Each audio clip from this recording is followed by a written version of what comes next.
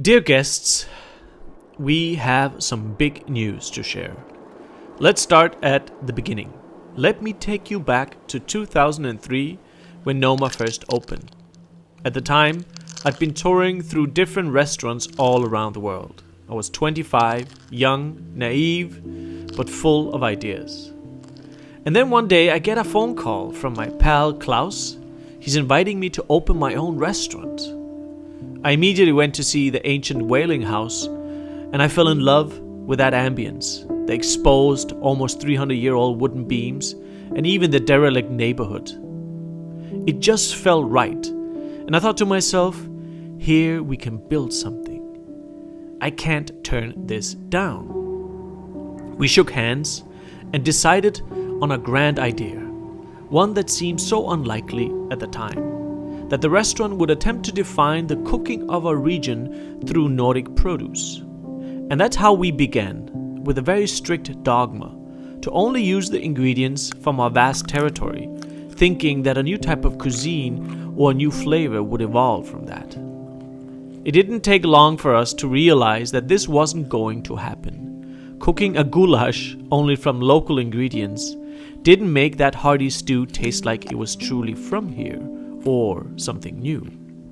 The first couple of years stumbled forward slowly, and with each day we realized that distilling our landscape onto plates of food was a very, very complex task. And the answers wouldn't be found in the Nordic produce alone. By that time, we'd begun to discover the wild food of our terrain. Foraging slowly became a way to sculpt our cuisine. We were also starting to acknowledge that we needed to create building blocks to shape new dishes and flavors. The answer lay in rethinking the traditional use of preservation as an inspiration to cook up new vinegars, new marinades, new potions of umami. Those two discoveries are the most important innovations of the past 12 years of work. 1. Exploring the wild landscape, connecting yourself to the seasons through foraging. And 2, all the wonderful building blocks of cuisine we fashioned through our fermented kitchen.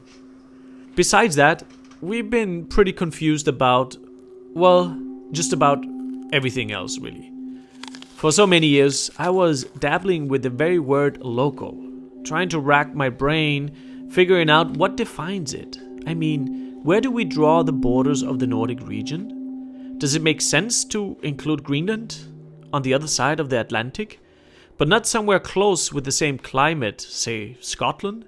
Do we include Hamburg on the border of Denmark in the 19th century? Is it about the type of vegetation that grows or the political climate of the moment? And what about chocolate, coffee, and wine? I knew I wanted all of those, but they came far from anywhere that could be considered Nordic. And how do we consider potatoes, which were introduced from Peru, and cucumbers from India, but now entrenched in modern Scandinavian food? How far back, or not, in history does one go to be authentic? It's clear that in the world of cooking, we haven't understood many of the labels that define us. Even so, we've been fortunate enough to enjoy tremendous success over the past 12 years.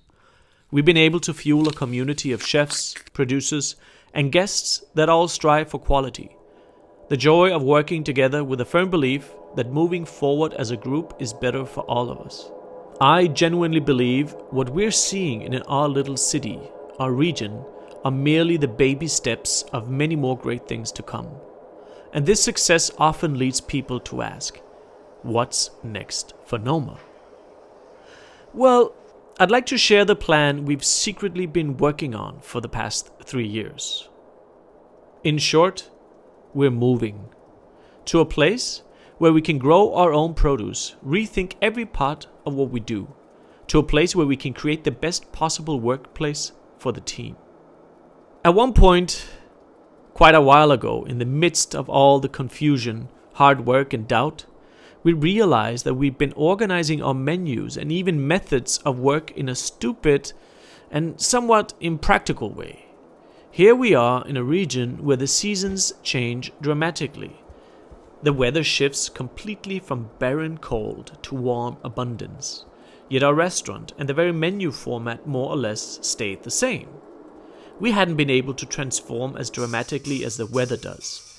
At least until we made the decision to do precisely that, and transform with 3 very distinct seasons. Let me explain.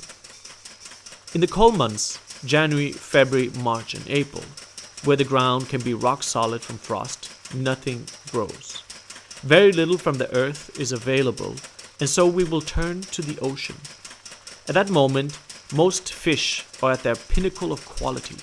The flesh firm and pristine, many of them fat with roe, the other innards sweet and succulent. The diversity of shellfish is incredible. Urchins are plump, the ovaries the color of ripe oranges, while oysters are hand-harvested alongside all the other wonders of the water season. A meal based around such rich proteins will be shorter, enhanced with a well-stocked larder and those hardy plants that survive the frost on land, and of course from our greenhouse. The cutlery, the plateware, every element will reflect an aesthetics of that cold ocean. And then, when the world turns green, sometime in spring, so will the menu. Slowly, the kitchen will reorganize itself to manifest incredible diversity from the plant kingdom, resulting in smaller servings but more of them. A steady stream of cooked and raw vegetation coming from all sides. Sometime around May, June, July, August, going into September, we'll become a vegetarian restaurant. Our community of farmers and foragers will be central to this green season, but the new restaurant will be nestled in our own urban farm. We'll grow a significant amount of our own produce. The space will also house larger research kitchens. Not many people know that the big fermentation facility that we built over 2 years ago was set up largely to develop a meal based completely on vegetables. How do you make a plateful of steamed spinach as satisfying as steak? Through the work done in that half-kitchen, half-mad laboratory. There we have enough potions, liquids, and new flavors that can lift even the simplest carrot to the least star of the menu. The new change is when the leaves start falling from the trees and our focus shifts towards the forest. The cornucopia of mushrooms, nuts and berries coupled with the best of the game. A teal for 2, a goose for 6, perhaps a leg of moose for 8 and anything in between. During September, October, November and December, the menu again condenses, maybe organized towards whichever game animal might be the centerpiece of the meal. Every slice carefully cooked and considered, the neck, the innards, each cut of meat, the skin, a true reflection of the landscape at that moment, the unique flavor of that point in time. And that's the new flow of the year. 3 distinct seasons, with a myriad of micro-seasons within each of them. It's taken us a while to figure out all of this. We've been planning this for years. Finally, it's the time. That's why it's great for me to announce that at the end of December 2016, we will run our last service at Noma. Because we're moving to an incredible new space as we continue to build our community and figure out what it means to be a cook in this region, to keep exploring food and flavor, in a new place where we can dream, a place where we can build a farm right in the city, where we can grow our own food, a place where we can keep pushing.